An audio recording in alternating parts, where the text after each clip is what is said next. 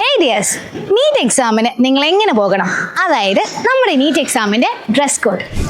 ആദ്യം നമ്മുടെ ബോയ്സ്, ആൺകുട്ടികൾ എങ്ങനെ എക്സാമിന് പോകണം? നിങ്ങളെ മറ്റേ ബാഗി ജീൻസും ഷൂസും അണിഞ്ഞ് ടൗണിൽ ചെത്തി നടക്കാം, ഈ പരിപാടി നടക്കില്ല. അവിടെ പോകുമ്പോൾ നിങ്ങൾ ഷർട്ടിലാണെന്നുണ്ടെങ്കിൽ ഫുൾ സ്ലീവ് ഷർട്ട് ഇടാൻ പാടില്ല, ഫുൾ സ്ലീവ് ടീഷർട്ട് യൂസ് ചെയ്യാൻ പാടില്ല. നിങ്ങൾ half sleeve t shirt, half sleeve shirt, അല്ലെങ്കിൽ നിങ്ങൾക്ക് ഒരു നോർമൽ റൗണ്ട് നെക്ക് ടീഷർട്ടൊക്കെ യൂസ് ചെയ്യാം.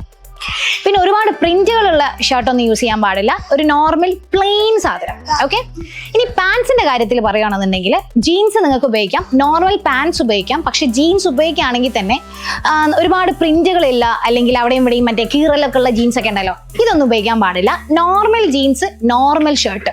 റെഡി? ഇനി വാച്ച് നെഹി പാടില്ല, പെന്ന് ഒന്നും കൊണ്ടുപോകാൻ പാടില്ല. അതുപോലെ മറ്റേ കൂളിംഗ് ഗ്ലാസും തൊപ്പിയൊന്നും വെച്ചിട്ട് സ്റ്റൈലാക്കി ഒന്നും പോകേണ്ട ആവശ്യമില്ല, ഒന്നും അവിടെ കയറ്റത്തില്ല. പിന്നെ ഈ മെറ്റൽ ബക്കിളൊക്കെ വരുന്ന ബെൽറ്റുകൾ ഉപയോഗിക്കാൻ പാടില്ല. അതേപോലെ സ്വർണം, സിൽവർ ഒക്കെ പോലത്തെ ഉള്ള മാല, കമ്മല്, ഇയറിങ്സ്, ഇതുപോലത്തെ മെറ്റൽസിന്റെ യാതൊരു സാധനവും നിങ്ങളുടെ ബോഡിയിൽ ഉണ്ടാവാൻ പാടില്ല. ചുരുക്കി പറഞ്ഞാൽ ഒരു പ്ലെയിൻ ടീഷർട്ടോ അല്ലെങ്കിൽ ഒരു ഹാഫ് സ്ലീവ് ടീഷർട്ടോ ഷർട്ടോ, ഒരു നോർമൽ പാൻസ്, ഒരു നോർമൽ ചെരുപ്പ്, ഇത് മതി. കൂടുതൽ ഡെക്കറേഷൻ ഒന്നും വേണ്ട. ഇനി ഗേൾസ് ആണെങ്കിൽ നമ്മൾ നേരത്തെ പറഞ്ഞ പോലെ തന്നെ നിങ്ങൾ കല്യാണത്തിനൊക്കെ ഒരുങ്ങി പോണ പോലെ ഹെവി ഡ്രസ്സൊന്നും ഇട്ടിട്ട് പോകേണ്ട ആവശ്യമില്ല.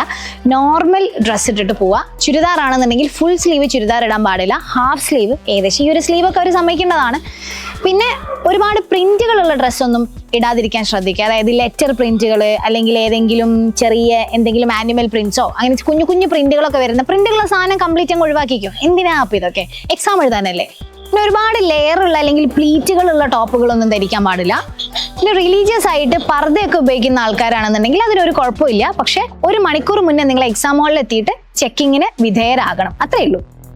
പിന്നെ നമ്മുടെ വീതി കൂടിയ പലാസോ പാൻസ് ഒക്കെ ഉണ്ടല്ലോ, അതൊന്നും ഉപയോഗിക്കാൻ പാടില്ല. അതേപോലെ മെറ്റൽ സ്ട്രാപ്പോ അല്ലെങ്കിൽ മെറ്റലിന്റെ എന്തെങ്കിലും ബട്ടൺസ് ഒന്നും വരുന്ന ഡ്രസ്സുകൾ ഉപയോഗിക്കാൻ പാടില്ല. പിന്നെ നിങ്ങൾക്ക് ജീൻസും ടോപ്പൊക്കെ യൂസ് ചെയ്യാം, കുഴപ്പമൊന്നുമില്ല. പക്ഷെ ജീൻസ് നോർമൽ ജീൻസ് ആയിരിക്കണം, നോർമൽ ടോപ്പുകളായിരിക്കണം, അല്ലെങ്കിൽ നോർമൽ ടീഷർട്ട്സ് ആയിരിക്കണം. ഇനി മുടിയിൽ നിങ്ങൾ ഉപയോഗിക്കുന്ന ഏത് സാധനവും മെറ്റൽ അല്ലാത്തത് ഉപയോഗിക്കാം. അതായത് മെറ്റൽ കൊണ്ടുള്ള ഹെയർ പിന്നോ അല്ലെങ്കിൽ ബാൻഡോ ഒന്നും ഉപയോഗിക്കാൻ പാടില്ല.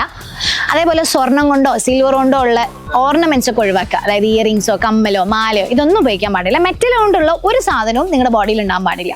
പിന്നെ ബോയ്സിനോട് പറഞ്ഞ പോലെ തന്നെ ഷൂസ്, യാതൊരുവിധ ഷൂസും എക്സാം ഹോളിൽ അനുവദിക്കില്ല. നോർമൽ സ്ലിപ്പേഴ്സ് അല്ലെങ്കിൽ നോർമൽ ചെരുപ്പുകൾ യൂസ് ചെയ്യാം. കാല് മൊത്തമായിട്ട് മറിയുന്ന ചെരുപ്പുകൾ ഉപയോഗിക്കാൻ പാടില്ല. അതേപോലെ പ്രിന്റുകൾ വരുന്ന ചെരുപ്പുകളൊക്കെ ഉണ്ടാവില്ലേ, അതൊന്നും യൂസ് ചെയ്യാൻ പാടില്ല. അതേപോലെ ഈ ഏലസ് തകിടൊക്കെ ഉണ്ടാവില്ലേ, അതൊക്കെ കഴിച്ച് മാറ്റണം കേട്ടോ, അതൊന്നും എക്സാം ഹോളിൽ കയറ്റില്ല.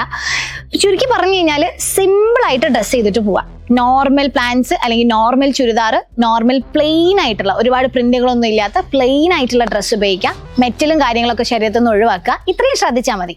പിന്നെ യാതൊരു തരത്തിലുള്ള ബ്ലൂടൂത്ത് ഉപകരണങ്ങളൊന്നും എക്സാം ഹാളിലേക്ക് കൊണ്ടുപോകാൻ പാടില്ല. പിന്നെ പെന്ന്, വാച്ച്, ബോയ്സിനോട് പറഞ്ഞ പോലെ തന്നെ വാച്ച്, പെന്ന് ഇതൊന്നും കേറ്റില്ല.